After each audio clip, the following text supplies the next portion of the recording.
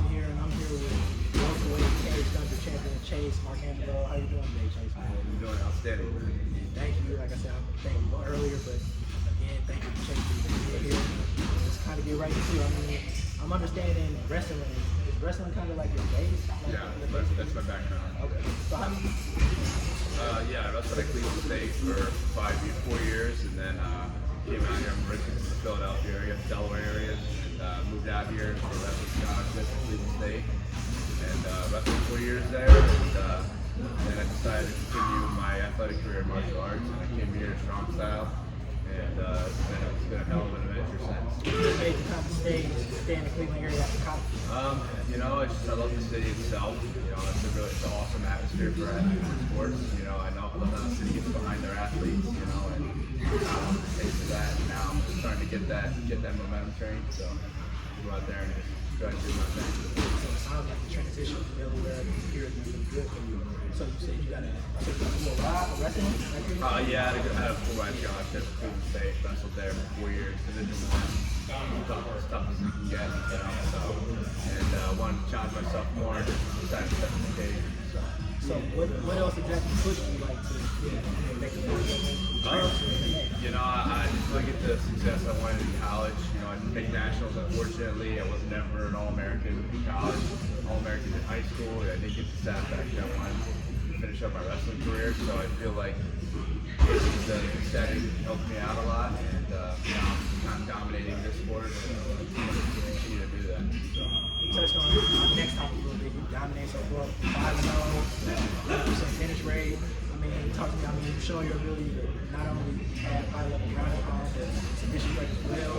What do you kind of like invite that as kind of your brand? Because I know, like, especially with MMA, you kind of have to like sell yourself and like sell yourself to people like excited fighter or whatever. Because I mean, let's just be real. Fans like finishes. Do you kind of think about that a little bit, or not really?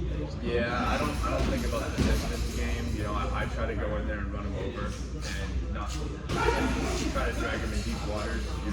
So they can reveal their true selves. And I don't really like people saying, "Oh, I survived. I'm going to hit you with someone hits me off." And that way, there's no excuse saying that they got lucky here, lucky shot or anything like that. I like dragging them in deep waters. Make sure that way they know that So do you? I'm assuming. Do you want to eventually like be in the UFC? Yeah, that's the plan. I've discussed my coaching staff here. We are on the right path of doing it. It took a little bit longer than I thought it has to be, but I trust my coaching staff. I trust my teammates that I'm in the toughest room in the country. So I know for a fact that if we keep this pace going, we will be able to do it next year. So you're a champion in cage thunder, right? Yeah, I'm the cage thunder 170 champion. When you look at, if we're talking about UFC, what do you think about the UFC 170? I mean, it's probably, if not other than 155, it's probably the toughest class. Everyone has a very good style, it's a mixed style, and I feel like a lot of people walk into wrestling, and then, a lot of them just forget how to wrestle, and they have it's all strikers, and, wrestling's big. They say wrestling's not very entertaining to watch, but it gets the job done, and I wanted to enhance my wrestling and being able to beat the living daylights out of everybody, and showing that I'm here to win, but the welterweights in UFC, they're no joke, and so the welterweights in Ohio, so I gotta go out there and do my thing. You touched on it a little bit earlier with, just the environment here at Strong Side. This is known as the best MMA gym in Ohio.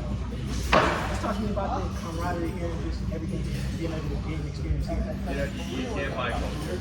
This Strong Side has such a strong culture here. It's a very tough culture to be accepted in, and anyone can jump in here, but not everyone can accept the culture. But it's a very strong-minded culture here, and it's a very well-rounded gym. Everybody loves to be here, and they want to be here. Sometimes people that don't feel comfortable, going to gyms and stuff, we welcome them with open arms, and it's up to them to put the work in, and we want to push them the correct way. And we have great staff here. My coach here, myself, and the people I work with, they're probably, if not the best guys to work with. And my teammates coach here a lot, and you know, we expect to always give out positive knowledge, positive feedback to our people that work here, or the people that come here to work. Was this your first MMA gym that you came into? Yeah, so I was an independent fighter my first fight. I didn't really have a gym. I pretty much trained in every other gym, kind of finding a place where I could stay and try to get some work. And then, you know, Marcus, the owner of Strong Style, kind of came to me and said, listen, we want to work with you, man. And, you know, I've been here since, and it's just booming since. So it kind of overdue with overtime. Absolutely. Yeah, absolutely. How does that feel, just to be able to fit in so early, be able to be open so early to such a Yeah, well, just being able to listen more. I listen a lot, and I have a lot of good coaches here, and especially we have Stipe Miocic's in here, and looking up to him, and my other friends, Alexis John Moore, who was also in the UFC, and just being able to watch the chemistry between the coaching staff and the more elite fighters and stuff makes you want to get to that level, and watching the chemistry makes you want to imitate it, and being able to understand more of the patience and the foundation and the repetition and getting the work done. And even when on our worst day, we got to get one step better. I mean, it's hard to gloss over a name like Steve Miocic. Sure. Being around him so much, I mean, just talk. What's that like? I mean, he's known as one of the greatest heavyweight of all time. He's getting ready to fight a fighter who's known as the greatest fighter of all time. He's a really cool dude, man. To me, he's just Steve. Everyone thinks he's a little big fat dude, and obviously he is in the cage. But when we train and stuff, he's a hard-ass worker, and looking up to him as a 1 mile for sure. He's been against the best, and he's fought against the best, and he's beaten the best too. And seeing him as in the same room as me, working with him, training with him, I have open arms about that stuff. And he's a very cool dude. He comes from a very good family. Marcus and Stipe have a great relationship, obviously. And I was in his last camp, and it was an honor to be in there. And I have nothing but good things about Stipe. What was that like, being in such a hell of a camp like that? It was crazy. I mean, I was also in camp too, so it kind of helped. They thought about me like we were both in camp together, so it was a pretty awesome experience. And just going out there doing my thing, and having him support me and support him, and getting down to things, getting ready to fight, and it's a cool thing that we're teammates. So talk to me, Chase. I mean, you're in cage fight right now, but after you defend your belt, you're moving on to the LFA? Yeah, so the plan is we've been talking with different organizations. We haven't had a set in stone thing yet, but after I went. Hopefully we fight in August. I'm not really sure, but whatever the dates align with us, me and whoever I'm fighting. Hopefully it'll be either the Bellator, LFA, or maybe they get a contract to UFC. Hopefully one day. Got to win a couple regional ones, and then hopefully we get my name called and get on the show. So obviously it seems like if you were to transition to LFA, I mean, all the names that come out of there, Sean O'Malley, Kamal Ruby, Brendan Moreno, Bobby Holmes. When you look at the list goes on and on. When you look at the greatness that come out of LFA, how does that affect how you would look at your time potentially? I've wrestled at the highest level, and I feel like this is just another level that I have to achieve. And it's a great organization, but at the end of the day, if there's just someone in front of me and I gotta go through them to get where I need to be, I don't really care about the names. I don't care about the rankings. To me, it's just a number. When they get in there with me, the record doesn't mean shit to me. They're 0-0 when you step in there with me, and I think that. That's how I always have to visualize that. We talked about your high-level wrestling earlier as we continue to talk about it. Been a key in finishing fight. What is something else that you look to show people who are, as eyes continue to grow and grow? What is something else that you look to show? I can throw hands. I'm a very good boxer. I've won 2 boxing matches. And I've been undefeated at almost everything so far, and I can kick too, so I do a lot of kickboxing too, and making sure that I'm a very all-around strong fighter, not just my wrestling, but I'm looking to get my strongest knife in the drawer. But one day we're gonna be fighting a guy that might have that wrestling in us. You know, and I gotta pull something out of my poop system. You know, and we've been working on a lot of striking, very strike based, and you know, I knocked my fourth fight out, guy out, and it was pretty cool. And now I want to get more confident in my hands, and we have to get more confident. And I don't need to take anyone down to beat somebody up. So we've been doing a lot of striking and stuff, and we have a very good system that we have. Do you think? I mean, we kind of touched on it a little bit earlier how, like, I guess the outlook on fans of wrestling. Do you think wrestlers kind of like get a disservice from MMA fans? Of course, I mean wrestlers, they're boring fights sometimes, and but they create the best wrestlers. If you have wrestling and boxing, you can get through a good amount of people, and obviously it'll eventually catch up to them. They'll meet their match one day, but the wrestling community and the MMA community have a very, very parallel relationship. Wrestlers are that's why not a lot of people want to fight wrestlers. So strikers don't touch wrestlers. That's why it's very hard to get me fights. I only have 5 fights in a couple of years. It's very hard to get me fights, but that's why I've been patient and just to know how dangerous I can be. Not a lot of people want to touch me. So it seems like out of all the mixed martial arts, it just seems like, I mean, you kind of said it a little bit. It seems like when wrestling is your base, it seems like high-level wrestlers can just transition so much easier, so much quicker. Yeah. Why? What is it about wrestling that just? It's the individualism.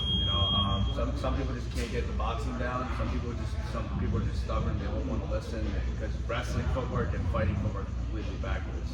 To me, I used to wrestle, right foot out. Now I have to fight left foot out. It's weird. But I had to restart my footwork, and I had to be willing to change, and my wrestling will never go away. It's actually a lot easier than wrestling because I get to take people down. I don't know how to wrestle. Once you get through that barrier, not afraid to get hit, and being able to accept you're gonna get punched, that's a complete game changer on wrestling. Wrestling continues to wrestle. But there's guys out there that have been wrestling their whole life too, and they know how to throw hands. Everybody can stop a double leg nowadays, so being able to be versatile, being all around, the sport is evolving, Say 2010 where Habib was walking through the entire division, nobody knew how to wrestle. So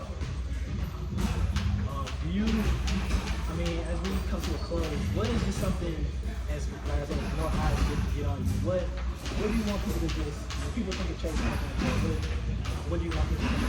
What do you want people to do? honestly, I don't want to say hope, but I want to think of inspiration, and like everybody knows how hard I work, and that's where I started. I came out here not knowing anybody, and now I'm one of the most hopefully known as the most well-known fighters in the area, other than the guy, other than all of my other teammates and stuff, and I know how to promote. I try to get back to my city as best I can. I try to show up to charity stuff like that. I want to be a very well-known champion one day, and I want to become a world champ one day. And it's the absolute blessing to be in the city. That's why I never wanted to leave. To have the whole city behind in my corner. And if we fight in August, man, it'll be an absolute challenge. Where I just say you'll probably fight.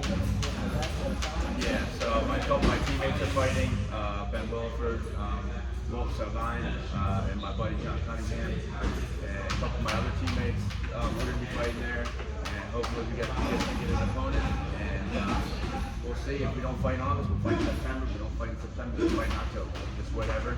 Just hopefully they get somebody in front of me, and I can go out there and just get my finish and do it in front of my people. You said something interesting. You go back a few minutes back, the wrestlers having to kind of like get through that fear, if you will, of like getting punched. Yeah. How was that for you? Was that difficult? Oh, it sucked. It sucked. I mean, I got punched in the mouth a lot, and I can take anyone down, but then when it said, all right, don't take anyone down now, and then guys I'm fighting along about wrestling.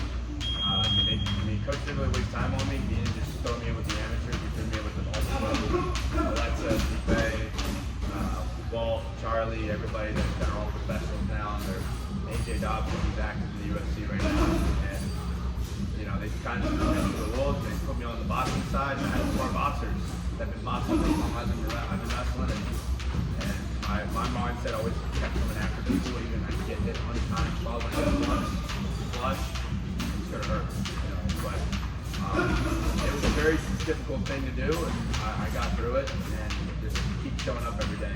Just consistency always wins. You're more of a hard worker. I mean, you definitely seems like you're destined for greatness. Hopefully everything's like August, September, October, whatever you say. Never. So thank you for this. Absolutely. What else you want to say? Come to the club a little bit. My social media is CRH170. Facebook, Chase Archangelo. TikTok, Archangelo174. Just keep following the journey. On the journey, you heard Chase first. Good luck, Chad. Thank you.